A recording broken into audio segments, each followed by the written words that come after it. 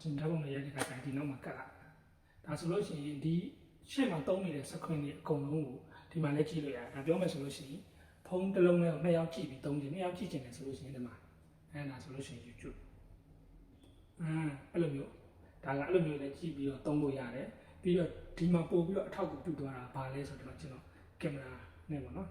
ဓာတ်ပုံရိုက်မယ်ဒီမှာဓာတ်ပုံရိုက်ပြီးဒါဆိုလို့ရှိရင်ကျွန်တော် selfie ရိုက်နေတယ်ကျွန်တော်ရဲ့ပုံလည်းဒီမှာပြနေတယ်ဗျာတဲ့လားတကယ်လို့ကိုက selfie camera မကောင်းဘူးဆိုလို့ရှိရင်လည်းကိုက back camera နဲ့ရိုက်မယ်ပေါ့နော် back camera နဲ့ရိုက်မယ်ဆိုလို့ရှိရင်ဒီနောက်က camera နဲ့ရိုက်မယ်ဆိုလို့ရှိရင်လည်းကိုယ့်ဘက်ကို screen လှည့်လိုက်လို့ရှိရင်လည်းကိုကဒီက video ကိုမြင်နေရတဲ့အတွက်ကြောင့်မို့ကို video ရိုက်တဲ့ movement ကိုတေချာလေးဒါကြည့်ပြီးတော့တုံးလိုက်ရဒီနောက် camera နဲ့ကျွန်တော်ရိုက်ထားတယ်ဒါပေမဲ့ဒီ screen မှာကျွန်တော်ပေါ်နေတယ်လို့ဒီ screen အသေးလေးမှာလည်းဒါကျွန်တော်ပေါ်နေပါတော့မှန်ကြည့်ဒါနောက် camera နဲ့ပေါ့နော်ကိုကဒီမှာကတ်ပြီးတော့တုံးလိုက်မယ်အဲ့ဆိုလို့ရှိရင်တော့ပေါ်နေပါတော့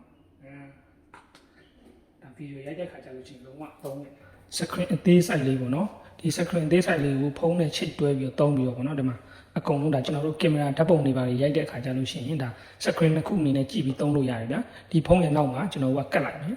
ဒီဖုန်းရဲ့နောက်မှာအဲ့လိုလေးကတ်လိုက်မယ်အဲ့လိုကတ်ပြီးသွားပြီဆိုလို့ရှိရင်ကိုကကင်မရာဒီလိုထောင်ရိုက်ပြီဆိုလို့ရှိရင်ဒီ screen မှာကျွန်တော်တို့ကမြင်ရမယ်လောရိုက်တယ်ဟဲ့ဆိုလို့ရှိရင်ဒီကောင်လေးနဲ့အဲ့လိုမျိုး screen ကိုနောက်ကင်မရာနဲ့ရိုက်ပြီဆိုလို့ရှိရင်ဒါလေးကိုကြည့်ပြီးတော့ဒါကိုက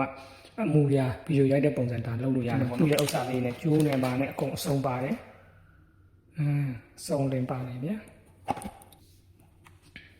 ဒီမှာကြည့် screen တစ်ခုကြည့်မယ်ဆိုလို့ရှိရင်လည်းအဆင်ပြေတယ်ဗျာဒါဆိုလို့ရှိရင် YouTube တွေပါလေဒီအသေးလေးနဲ့ကြည့်ကျင်လည်းရတယ်ဒီကောင်ဒီအသေးလေးမှာ screen share သုံးထားပြီးတော့ဒီမှာအကုန်လုံးကိုကြည့်မယ်ဆိုလို့ရှိရင်လည်း okay